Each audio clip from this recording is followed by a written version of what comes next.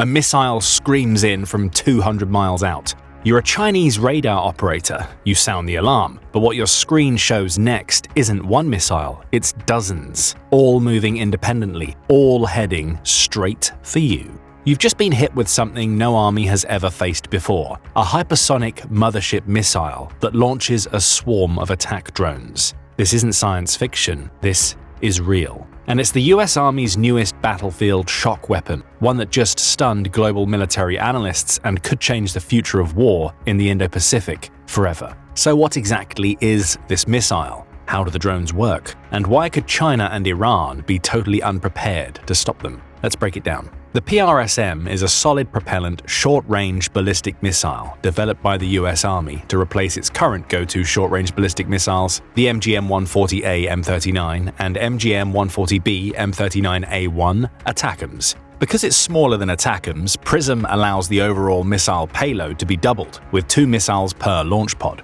The first operational batch was delivered by producer Lockheed Martin in December 2023, and initial tests were successful. On June 17, 2024, in the North Pacific Ocean's Mariana Island Range Complex, a PrSM sunk a moving target, the decommissioned Austin-class amphibious transport dock USS Cleveland. Late in December, Lockheed Martin announced that the US Army had begun independent user testing, known as Soldier-Led Limited User Test, or LUT. 2 PrSM missiles were launched at a distant target from the White Sands Missile Range in New Mexico. They were fired from an M142 HIMARS multi-launch rocket system mounted on an Oshkosh M1140 FMT tactical vehicle chassis. This was reportedly the first time that the military had independently carried out all phases of the launch process without Lockheed Martin's involvement. As noted, deliveries of the serially produced missiles, designated PrSM Increment 1 Early Operational Capability, began in December 2023. However, by March 2024, the 4th production contract had already been awarded, speaking to the potential of this new weapon. The framework agreement covers 1,018 missiles, while the total procurement plans include at least 3,986 missiles in the PrSM Increment 1 version. The Increment 1 variation of the PrSM is one of 5 either currently being tested, in development, or scheduled for development. It was created under the limitations imposed by the Intermediate Range Nuclear Forces Treaty, and thus has a maximum range of 249 miles, the treaty limit. With a length of 13 feet and a diameter of 17 inches, it can carry a warhead of up to 200 pounds, and can be launched from both the M142 HIMARS system and the M270A2 MLRS. Increment 2 of the PrSM is known officially as the Land-Based Anti-Ship Missile, or LBASM. Unlike Increment 1, it features a multi-mode seeker, which enables it to traverse area-denied territory with more ease. A multi-mode seeker is a sophisticated technology that allows the missile to accurately identify and strike maritime targets. It operates using a combination of active radar and passive infrared homing, providing the missile with the ability to adapt to various target scenarios and environmental conditions. Developed following the US withdrawal from the Intermediate Range Nuclear Forces Treaty in 2019, the PrSM Inc. 2's range is expected to double to around 435 miles. It's also anticipated to fly substantially faster. As the name suggests, the LBASM will be an anti-ship ballistic missile and, in conjunction with the multi-mode seeker, will have the ability to engage moving targets. That makes it a formidable tool in naval warfare, capable of neutralizing enemy vessels with precision and efficiency. Although procurement is only scheduled to begin in 2027, the first tests have already been conducted since June 2024. Increment 3 is designed for use as an anti-fortification weapon, intended to destroy a wider range of targets than previous iterations. While including most of the same technology featured in Increments 1 and 2, its main addition is an extension to the variety of armaments it can carry. That means more explosive, more lethal munitions, ranging from high explosive to submunition, which allow the missile to effectively engage a wide range of targets. There is currently no information available as to when Increment 3 is to be procured by the US Armed Forces. However, it is believed that it will be made available following the rollout of Increments 1, 2, and 4. Increment 4 is designed with a focus on range extension. It's engineered to reach targets beyond 621 miles, a feat achieved through advancements in propulsion technology and aerodynamics. This extended range allows for greater operational flexibility, enabling forces to engage targets from safe standoff distances. This extended range capability, combined with its precision guidance and powerful payloads, make the PrSM Inc. 4 a highly effective long-range strike asset. Finally, there's Increment 5, for which the science and technology development is scheduled to begin in 2026. The aim here is to combine the extended range of Increment 4 with the ability to be launched from an autonomous launcher. The M270 MLRS launcher pod is around 13 feet, which in part limits the range of whatever it fires. However, if the cab was autonomous, the launcher length could be extended. That would enable the PrSM Inc. 5 to achieve ranges that right now don't seem realistic, according to Brigadier General Rory Crooks, the director of the Long Range Precision Fires Cross-Functional Team of the US Army. Zooming out, the entire PrSM family is an important part of a larger future long-range vision the Army has been working toward in recent years. This also includes a new land-based launch system called Typhon, which is capable of firing SM-6 multi-purpose missiles and Tomahawk land attack cruise missiles, and the Dark Eagle hypersonic missile being developed in cooperation with the US Navy. So the PrSM is a major new component of the US's arsenal, and other nations are already lining up to acquire it for themselves. The Australian Army has already become a partner in the PrSM program for increments 2 to 4. The British Army and Baltic states have also expressed an interest in acquiring the PrSM, and in August 2024, the US turned down a request from Norway to acquire it. Now, the missile can carry not just its own warheads, but a swarm of cutting-edge drones, Coyotes to be precise. So we can surely expect to see the list of parties interested in acquiring it growing exponentially. Like the PrSM, the Coyote has also undergone a series of iterations and comes in 3 different configurations for military use. Made by Raytheon, the original Coyote is a small, expendable, unmanned aircraft system with the capability of operating in autonomous swarms. First deployed in 2007 while still under ACR development, it's generally launched from a sonobuoy canister with the wings deploying in the early flight phase. The basic Coyote can operate for up to 1 hour and is designed for interchangeable payloads. It's been used by the National Oceanic and Atmospheric Administration since 2014 for hurricane tracking. The Coyote is launched from a NOAA P-3 Hurricane Hunter aircraft and provides NOAA hurricane forecasters with real-time data on atmospheric air pressure, temperature, moisture, wind speed, and direction, as well as surface temperature. The Coyote is invaluable for this task because it collects this essential data at altitudes too low for manned aircraft to safely navigate in a hurricane environment. But its successors are also currently undergoing thorough assessment by the US Air Force and Army for military purposes by means of active use in the field. So how is the US Army using the Coyote? The first military application was a Counter-Unmanned Air System, or CUAS, intended to intercept other small UAVs. The Coyote Counter-UAS version is 24 inches long with a 58-inch wingspan and is launched from a pneumatic box launcher with a maximum speed of 81 miles per hour. It weighs 13 pounds and delivers a kinetic effect by crashing into enemy drones or exploding near them and dispersing blast fragments from its 4-pound warhead. By 2018, the US Marine Corps was deploying a CUAS that had been in development for 2 years, the Ground-Based Air Defense Counter-UAS System, or GBAD. The system consists of the RPS-42 S-band radar, the MODI electronic warfare system, visual sensors, and the Coyote anti-drone UAV to detect, track, and destroy hostile drones. The system can operate out of a forward operating base or from vehicles such as an MATV or a pair of MRZR off-road vehicles. The Coyote variant used in GBAD is dubbed the Coyote Block 1B. It's equipped with a radio frequency seeker and proximity warhead working in conjunction with Raytheon's Ku-band radio frequency system, or KURFS, radar to intercept Class 1 and 2 drones. The KURFS can detect Class 1 UAS out to 9.9 miles and can reportedly even detect objects as small as a 9mm bullet. The Coyote Block 1B weighs less than 10 pounds by itself. Operators fire it like a traditional missile from a launch tube that is readily adaptable to air, sea, and ground-launched applications. After leaving the launcher, the drone's 6-foot-wide main wing, rear stabilizers, and signature twin tail all pop out. An operator remains in the loop at all times and can make course corrections or issue other commands.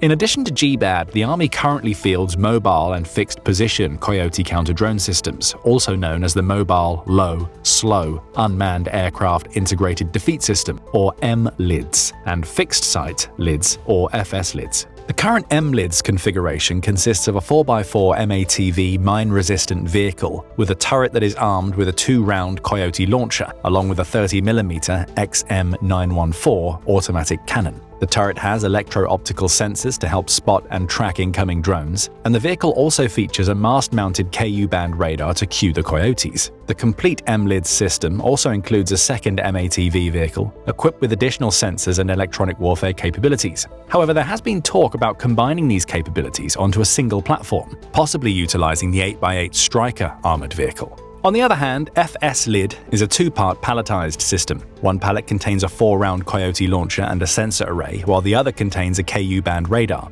The radars used on MLIDS and FS-LIDs are related in design, but the palletized type is larger and more capable. MLIDs and FS-LIDs can also be networked together with other off-board sensors and layered in with other types of effectors. But the potential for military applications of the Coyote doesn't stop at countering drones. That's why, in consultation with the US Army, Raytheon developed a Block 2 variant equipped with a jet engine to improve speed and loiter time to engage larger targets and targets farther away. The Coyote Block 2 was introduced in 2020 and features improved sensors and a turbine engine to increase speed up to 370 miles per hour. Leveraging commercial off-the-shelf components, the interceptor is cheap enough to be used against large drone swarms. 4 control fins pop out around the tail, allowing it to maneuver at high speed and pursue evasive targets, giving it what's described as a dogfight type of capability. It uses a small radar seeker to zero in on its target, and a Block 2 Plus sub-variant with an improved seeker has since been developed. When it engages targets, its warhead produces a fragmented field of small, fast-moving shrapnel optimized to destroy small drones. It also boasts an impressive operational range. Using a rocket booster with a turbine sustainment motor, it can engage threats at ranges of 6.2 to 9.3 miles, and even re-attack if it misses on the first pass. That's because it has a loitering with re-engagement capability and can remain airborne for up to 4 minutes. However, the different branches of the US military clearly wanted the ability to launch the Coyote from a variety of platforms besides ground-based platforms. At the end of February 2021, Raytheon was contracted by the US Navy to produce a Coyote Block 3 version to provide an ISR and strike capability when launched from unmanned surface vehicles, or USVs, and unmanned underwater vehicles, or UUVs. In August 2021, the company announced that in an air intercept test, the Coyote Block 3 had used a non-kinetic warhead to defeat a swarm of 10 diverse drones. It wasn't specified whether the warhead made use of electronic warfare, a directed energy weapon, or something else. However, a non-kinetic payload generally reduces potential collateral damage and enables the variant to be recovered and reused, as opposed to being destroyed by onboard explosives. In addition, some of these non-kinetic solutions can engage multiple targets without needing to be rearmed. The Block 3 Coyote was originally intended to have a more traditional UAV design, with wings and an electric motor-driven pusher propeller similar to the original Coyote Block 1, only significantly larger. It still retains those characteristics, however, after significant upgrades and improvements, by 2025 the Coyote Block 3 had been tweaked enough to be renamed Coyote Launched Effect Short Range, or Coyote LESR. One big difference between Blocks 2 and 3 is that, as noted earlier, Block 3s can be recovered and refurbished for reuse, whereas Block 2 types are designed to be single-use interceptors. The Army has Coyote Block 2s in active service right now, including at forward locations in the Middle East, although it's unclear if the service has fielded Block 3 versions yet. But whichever version they may be, Coyote drones had by November 2024 already racked up at least 170 kills in operations spanning the Middle East, Africa, and Europe. This success on the battlefield is undoubtedly one of the main reasons the US Army has decided to put its money where its mouth is as far as Coyotes are concerned. In December 2023, it announced its intention to buy 6,000 Block 2s and a further 700 Block 3s. In addition, the Army is looking to acquire 252 fixed launchers, 52 mobile launchers, 118 fixed Ku-band radars, and 33 mobile radars. Under the deal, Raytheon would also provide support for the maintenance and repair of at least 15 Coyote systems, both in the United States and unspecified forward-deployed locations around the world. The announcement did not include any projected costs, but the unit price of a Block 2 Coyote is reportedly around $100,000, a relatively low cost compared to traditional surface-to-air missiles. As such, the cost to purchase the 6,700 interceptors could be up to $670 million, with another 9 or 10-figure sum for the associated equipment. The original Block 1 Coyotes only cost around $15,000 each due to their simpler configuration and much smaller munitions, but as we've discussed, they don't have the range of uses the Block 2s and Block 3s present. Nevertheless, it's clear that both the Coyote and the PrSM are receiving increasing focus from the US military, as it upgrades its offensive and defensive capabilities to account for the evolving battlefield of the present and the future. And now we have the exciting, or perhaps terrifying, possibility of PrSMs launching a payload of swarming Coyotes. Why could this be a game changer? A single PrSM carrying a load of small precision munitions like Coyotes would give the army the ability to strike multiple targets with just one missile. If the missile could release its submunitions at multiple points along its flight trajectory, it could expand the total area in which targets could be destroyed. After their release, the Coyotes would then fly onward toward multiple targets beyond the range of the missile. Swarms of loitering munitions could also use their endurance to hunt targets autonomously after being launched into areas where enemy forces are known to exist, but their exact positions are unknown. A PrSM Inc. 3 could also be used to rapidly seed parts of the battlefield with loitering munitions as an area denial tactic. As noted earlier, a swarm could include drones configured for other missions, including electronic warfare and reconnaissance. And PrSM Inc. 3s carrying Coyotes with various types of precision munitions could be particularly useful in suppressing or destroying enemy air defenses, especially mobile systems that might otherwise be hard to find and destroy. Overall, an Increment 3 PrSM would offer a highly survivable delivery system for deploying swarming payloads deep into contested or denied areas. Why is that so important? Multiple war games, including ones conducted under the auspices of the US military, have offered significant evidence that swarms of relatively cheap, networked drones with high degrees of autonomy could be a game changer in future high-end conflicts. In particular, a war against China over Taiwan is increasingly likely to involve drone swarms squaring off against each other. Swarms in general have the inherent ability to confuse, disorient, and overwhelm opponents, especially enemy air defenses. This makes it difficult for a hostile force to prioritize threats and respond effectively, potentially upending their plans and forcing them to divert critical resources away from their main priorities. But swarms of loitering munitions could be just as effective in a maritime context as on land. Even if individual drones lack the explosive power to destroy larger warships, they could still be used to target critical systems such as radars or communications arrays to produce a mission kill. That could put those vessels out of commission for a significant period while necessary repairs are conducted. As mentioned earlier, a swarm might not necessarily have to just be made up of loitering munitions either. Coyotes or other small drones carrying ISR, electronic warfare, decoy drones, or other payloads could be networked together, providing different types of functionality to make it easier to find threats and dispatch them most optimally. And now the US's enemies will have to deal with these networked drone swarms being delivered by a hypersonic missile. That said, launching submunitions from a ballistic missile traveling at high supersonic or hypersonic speeds presents significant challenges. This is primarily due to physical and thermal stresses, especially at the time of separation. More fragile payloads designed to travel at subsonic speeds like drones would likely require some means of safely slowing down after their initial release. Although it's not yet clear how the Army plans to deal with these challenges, maneuvers that bleed off energy before release would certainly help. But all things considered, PrSMs packed full of Block 2 or Block 3 Coyotes will present a daunting challenge for the likes of the Chinese and Iranian militaries. Of course, the Chinese military has been heavily investing in various advanced unmanned capabilities, including technology to enable networked swarms, and it has arguably made more progress in fielding such platforms in the US, at least as far as we know. A future conflict in and around the Taiwan Strait could very well see the People's Liberation Army employ its drone swarms launched from areas on the mainland or even ships at sea. So we'll just have to wait and see how the race to develop the most fearsome swarming drone systems plays out. But what do you think? Can the combination of PrSM and swarming Coyotes swing the advantage decisively in the US's favor? What other similar weapon systems do you think might make a difference? Let us know what you think in the comments. And thank you, as always, for watching.